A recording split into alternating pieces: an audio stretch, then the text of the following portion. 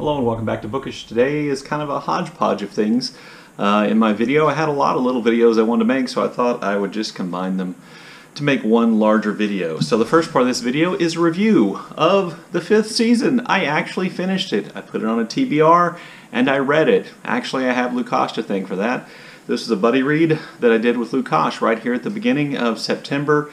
And this was such a good book and such a fun read that he and I both blew through it. By the way, he has a much longer review of this book on his channel. I'll leave a link to his review below. But this was really a revelation to me. When I was in high school and college, I read almost exclusively fantasy. And then at some point, I stopped reading any fantasy. So this is really the first new fantasy series that I've picked up probably since David Eddings' fantasy series, which I think is the last one I intentionally read back in high school or college. And this was just a great place to start. N.K. Jemison's story is incredibly involved. It's an intricate plot. There's real character development. The world building is amazing. And it's just a really good book. And I would certainly encourage anybody who's interested in a fun and yet quality fantasy read book that this is definitely a good option. A couple of things real quickly. The book is set in an alternate world, perhaps, known as the Stillness. And the Stillness, that world is like one megacontinent which is constantly plagued by seismic events which from time to time threaten to tear the world apart and lead to seismic disasters which essentially make life in the Stillness almost impossible. This causes these long kind of periods of death from which humanity comes back and rebuilds. It's a world populated with people without necessarily special powers who are assigned certain categories like innovator or strongback, you know, the inventor, the working class, that kind of thing. There are also humans who have extraordinary powers. The most important of these in the 5th season are the Origins. The Origins can manipulate rock and matter in this world. They can stop volcanoes. They can shift rock and all kinds of things around. They're very powerful people, but they are at once enslaved and necessary towards preserving life in this world, and at the same time they are hated and mistrusted by most people. In this book we meet Origins who struggle with their role. They struggle to survive in a world that hates them. They deal with tragedies involving the loss of their towns, the loss of their family members. They deal with tragedies involving the loss of loved ones. It's just a really, really good book and a really amazing plot. And my favorite thing about it, and in particularly having just kind of embarked on this, or being about halfway through, this read-along of the Thomas Covenant, the Chronicles of Thomas Covenant series, which I started 2 months ago, and I'm on book 3 of with several other booktubers. And you can see other places in my channel, other videos in my channel where I've done reviews of those books. You know, the world building in that book, in that series, is so clunky and so, really in the first book, boring, that it was really amazing to me to see how Jemison kind of spins out the facts about the world that we're reading about without long periods of exposition. Both Lukas and I both noted that you just kind of learn about it as you go, which, you know, can be really, really enjoyable. I only had one problem with the book near the end, where I thought there's just kind of a plot flaw, but I really enjoyed the book, and I think it's well worth reading, and Lukas and I plan to go on and read the rest of this trilogy probably at some point in 2020. So the second thing I want to make a video is I want to make an actual shout-out video. I've done a lot of tags where I kind of draw attention to people's channels, but I actually want to do a shout-out video today, and I'm calling this Shout Out to Booktubers Who Should Have More Subscribers Than I Do.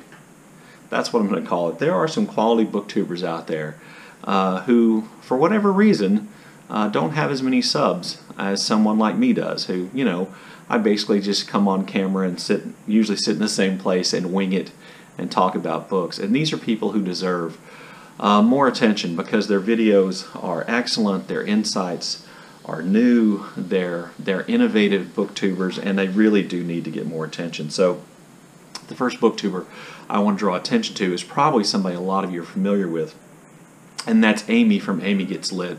Amy is dealing with some real health issues right now. And so she hasn't been able to make a lot of videos, but she did put out a new book review video just a couple of days ago. If you are not subscribed to Amy's channel, do me and yourself a favor and go over and sub to her channel. I promise you, she may not be coming out with a lot of videos right now, but her backlog of videos is some of the highest quality booktube videos you're going to find anywhere. And she definitely deserves to, hit 1,000 subs sometime. So seriously, if you're subbed to me and you're not subbed to her, or if you're just watching my video and you're not subbed to her, heck, if you're one of those people who hates my channel and comes here just to hit the thumbs down, don't hold that against Amy. She's awesome. Go sub to her channel and watch her videos, because she is, I promise you will not be disappointed. The second booktube channel I wanted to shout out is the Weird Book Club. This is the booktube channel of a man named Dan, and he is funny and dry and droll and innovative and creative, and his book reviews are incredibly in-depth, and he reads incredibly interesting books, and he deserves way more subs than he has. So you need to get over there to the Weird Book Club and check Dan's videos out. I promise you. You will enjoy his content. If you like sarcasm and a dry sense of humor and have a taste for books that might be a little off the beaten path, I promise you, the Weird Book Club is a place to go. The third channel I want to shout out is A.G. MacDonald. A.G. MacDonald reads books that are very different than my own. I can't say his book taste and my book taste cross paths very often, but he has an animated booktube channel, and I think he puts out a video about once a day. And they're funny and they're incredible, and he takes on booktube issues, he reviews books. He has his own, I think the first booktube show, an episodic show, which he created, which is really good, and a lot of booktubers provided voice talent to that, so he definitely deserves more subscribers than I have. So you should go check out A.G. MacDonald. He has a great channel. And the last channel I want to shout out is, I want to shout out a new channel to me, relatively new. It's called Windsong Reads, and I'm sorry, I forgot the wonderful person's name who does Windsong Reads, but you can go over there and check it out. I'll leave the link to that channel and all the other channels below in the show notes. She's a very measured person who reads deeply. I think sometimes she reads a little thematically. She reads really serious, powerful books. She has really great opinions and insights, and I just really enjoy watching her videos. So get over there to Windsong Reads. Like I said, I'll leave links to all the channels that I just shouted out in the show notes down below. And I want to finish out this video today with a little tiny vlog and a one-book haul. So I take this opportunity to say thank you for watching, and look forward to your comments in the comment section below. But stay tuned for the vlog, because you don't get those from me very often. Okay, on Labor Day, we went to visit my daughter. She goes to college in the Austin area, and we went to a little Texas town called Georgetown, Texas, which is a really cool little place. And really cool buildings, a lot of people, a really active little community in town square area, which is really nice to see. And then we visited the campus where my daughter goes to school. Sorry about the bugs on the windshield. We didn't get to drive around the best parts of campus, but man, it was hot, and I didn't want to go walking around campus, so we just took some pictures of the campus out the window. At least you get to see some trees this way. And then after our little drive around town and campus, we went to the Lark and Owl bookstore, which is a new bookstore in Georgetown, which is pretty cool. Has a bistro, a little bar in there.